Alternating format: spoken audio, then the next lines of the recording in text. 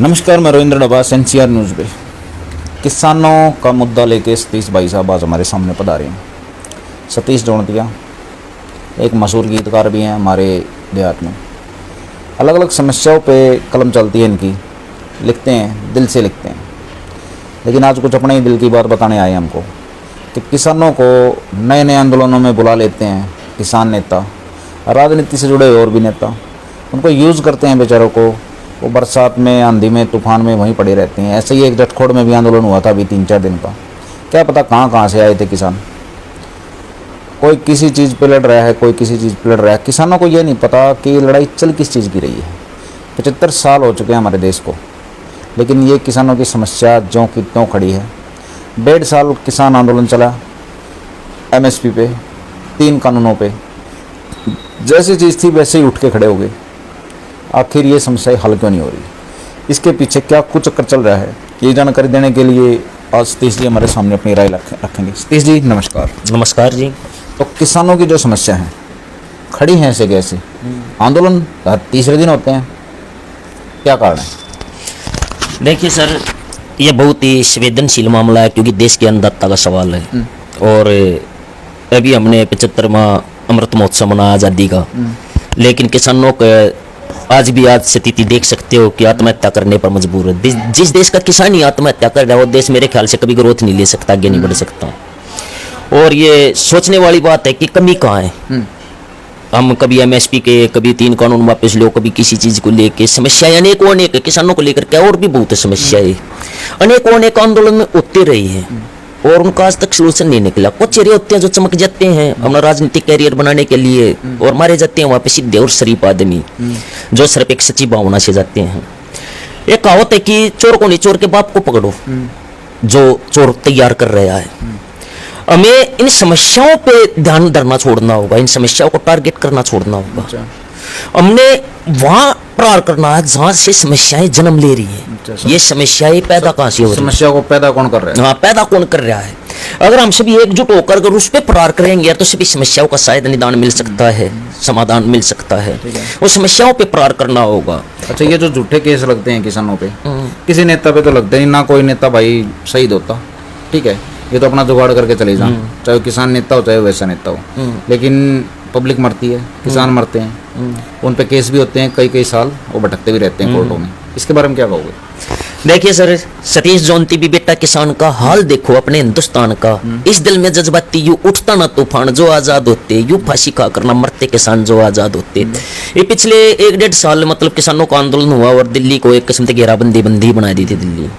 लेकिन उसका जो मेन चेहरा था वो राकेश टिकैत जी थे मुजफ्फरनगर से। लेकिन वे कहाँ से चले और कहाँ पहुंचे? आज जो बताया मीडिया में भी काफी उन पे सवाल उठे कि 100 करोड़ की प्रॉपर्टी है, कहाँ से आया वो पैसा? उनके पास पुश्तैनी कितनी जमीन थी? कुछ चेहरे हैं ये मतलब जो चमकते हैं, इनका राजनीतिक स्वार्थ मेरे यहाँ तो जहां तक दिमाग घूम रहा है मानना ये है कि राजनीतिक संरक्षण के बगैर ऐसा हो ही नहीं सकता इतना बड़ा।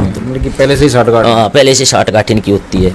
और वहाँ मारे जाते हैं सीधे आदमी, भोले आदमी जो सिर्फ एक सच्चे भाव से जाते हैं किसानों के मुद्दे। ये तो सच्चाई, किसान परेशान है, उनको लेके जाते हैं, उन्हीं पे केस लगती हैं और बाद में उनकी कोई सुनवाई नहीं होती, ना उनसे कोई मिलने जाता, ना उनसे कुछ। बाद में उनके परिवार का क्या हाल होता है कोई इस तरह का ना कोई न्यूज़ चैनल दिखाता, ना ही किसी अखबार में उनका छपता, उनका कहीं कोई जिक्र ही नहीं होता। उनका भविष्य बिल्कुल कैरियर तबाही है। ये जो आम किसान है ये जाके जो आंदोलन में फंस जाते हैं नेताओं के कहने से या बहकाने से, इनके लिए क्या संदेश आपका? संदेश तो देखिए मेरा तो यही कहना है कि अच्छी तरह सोच विचार के तब आगे बढ़ना चाहिए और कुछ नहीं तो भूतकाल जो बीता हुआ समय है उसी से हमें सीख ले लेनी चाहिए कि आज तक कितने आंदोलन हुए हैं, उनके हल क्या निकले हैं और कौन कौन चेहरे हैं जो मतलब आज फेमस हैं, आज के दिन छा गए हुए तो मतलब आंदोलन करवा के। और कितने बेगुनाह, कितने आंदोलनकारी जेल में हैं, कितनों पे केस लगे, कितनों के पीछे परिवार तबाह हुए हैं। समस्या ऐसी कैसी खड़ी है? और समस्या ऐसे की ऐसी हो तो मैं बता तो चुका आपको। समस्याओं पे ध्यान नहीं धरना ना, समस्याओं पे प्रहार करो। हमने भी ध्यान धरना है जहाँ से समस्या जन्म ले रही है। 1894 का एक्ट क्या कहता है, मतलब क्या है मुझे पूरी इसकी नॉलेज भी नहीं। और आज वर्तमान में भी हिंदुस्तान का, पाकिस्तान का किसानों को लेकर एक कानून है। ये चीजें सार्वजनिक होनी चाहिए भाई। अंग्रेजों ने क्या अधिकार दिए थे किसानों को, अंग्रेजों ने क्या कानून बनाया था, किसानों के लिए।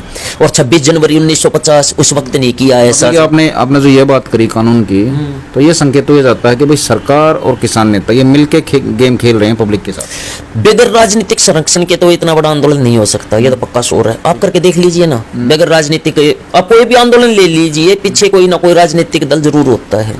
और ये जो बता रहे थे इसमें बोले किसान, मैं ये नहीं कहता किसान नहीं थे, लेकिन एक बात आप सोचिए ना, जिस तरह वर्तमान में बीजेपी की सरकार है, भाई कांग्रेस जब जब कमजोर हुई है, देश ने बड़ा दंगे देखे हैं, 1984 1992 कोई भी हुई, देश ने बड़े दंगे देखे हैं। इतने नेशनल लेवल पे 2 ही पार्टियां अपने देश में, दंगे दिखाओ कौन है? दंगे यही नहीं के चुने हुए नेता, और नेशनल लेवल पे 2 ही पार्टी है, बीजेपी और कांग्रेस, नहीं तो क्षेत्रीय दल हैं सभी। आप ये कहते हो कि ये नेता हैं जो ये आपस में मिलके मैन्युफैक्चर करते हैं दंगों को? मैन्युफैक्चर करते हैं या कुछ भी है, लेकिन कुछ तो है, नहीं तो इतना बड़ा आंदोलन खड़ा नहीं हो सकता। तो पब्लिक समझती क्यों नहीं? पब्लिक समझती क्यों नहीं, ये सबसे बड़ा सवाल है। समझती क्यों नहीं? बार बार धोखा खाने के बाद भी नहीं समझ रही। इससे ये सिद्ध होता है दुखी है पब्लिक, निजात चाहती है उनसे, लेकिन समाधान तो आज तक नहीं निकला। किसी भी आंदोलन में कोई किसान जा रहा है या किसान का बेटा जा रहा है, तो आप उसके लिए क्या संदेश दोगे? मैं तो यही कहना चाहूंगा कि अच्छी तरह सोच विचार के आगे बढ़ना दोस्त, क्योंकि किसी राजनीतिक स्वार्थ या किसी के निजी स्वार्थ की भेंट मत चढ़ जाना। क्योंकि आज तक इतने आंदोलन हुए हैं, किसी आंदोलन से आज तक कोई सोल्यूशन तो निकला नहीं है। और जो सच्चे होंगे, जो सच्चा आंदोलन होगा वो तो स्पष्ट दिखाई दे जाएगा, लेकिन वो चल भी नहीं पाएगा ज्यादा। क्योंकि राजनीतिक दल, एक बात बताइए, नेशनल लेवल पर मैं पहले भी बता चुका, 2 राजनीतिक दल है। एक कांग्रेस को ले लिया, एनटीए पे, चलो भाई इन्होंने मतलब बड़े दंगे जो भी कुछ ये बातें मैं बोल चुका।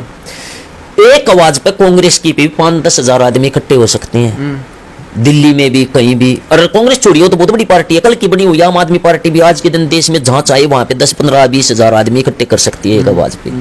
उन्होंने टोपी पहन रखी है, उनको रंग रूप अलग दिया गया है, और तुम वहां तक तो कोई पूछता ही नहीं कि भी किसान है भी या नहीं। उस भीड़ को देख के हम जैसे लोग खुल जाते हैं कि भी इतनी पब्लिक आई है, वे हमारे लिए लड़ रहे हैं, हम उनका समर्थन नहीं कर रहे, हम उनका साथ नहीं दे रहे, हम इन भावनाओं में बह के जाते हैं, और फिर मारे भी हमारे ही जैसे जाते हैं। हमको मतलब बढ़िया तरीके से बेवकूफ बनाया जाता है। हाँ बिल्कुल बेवकूफ। अगर जो बेवकूफ नहीं बनाया जाता तो अगर वे मान ले सच्चे हैं वे, और तो कितने तो जाट आंदोलन में जेल में गए बेचारे, केस लेके, कितने मारे गए, कितने अब किसान आंदोलन में गए।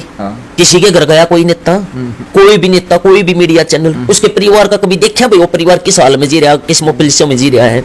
नहीं देखा ना, उससे कोई मिलाई करने गया, और तो बेवकूफ तो बनाया गया। ये तो शोर है। चलो सतीश जी, टाइम देने के लिए आपका बहुत बहुत धन्यवाद। देखिए सतीश जी की जो किसान आंदोलन में शहीद हुए थे, उनके लिए एक श्रद्धांजलि समझ लीजिए, और हमारी तरफ से भी कि हम सचेत करना चाहते हैं उन किसानों के परिवारों को, बच्चों को, किसानों को, जो किसान नेताओं के बुलाने से तुरंत जाके और किसी भी मोर्चे पे खड़े हो जाते हैं। थोड़ा अपना भी दिमाग लगाइए कि ये समस्या ऐसे कैसे क्यों खड़ी है, और मरने में हमारे बच्चे ही क्यों आते हैं, हमारे आदमी ही क्यों केस भुगतते हैं कोर्टों में। किसान नेता तो ऐसे ही हैं और ऐसे ही रहेंगे, इनकी राजनीति है, ये रोटियां सेकते हैं। तो बचिए इनसे और अपना दिमाग ज़रूर इस्तेमाल कीजिए। नमस्कार।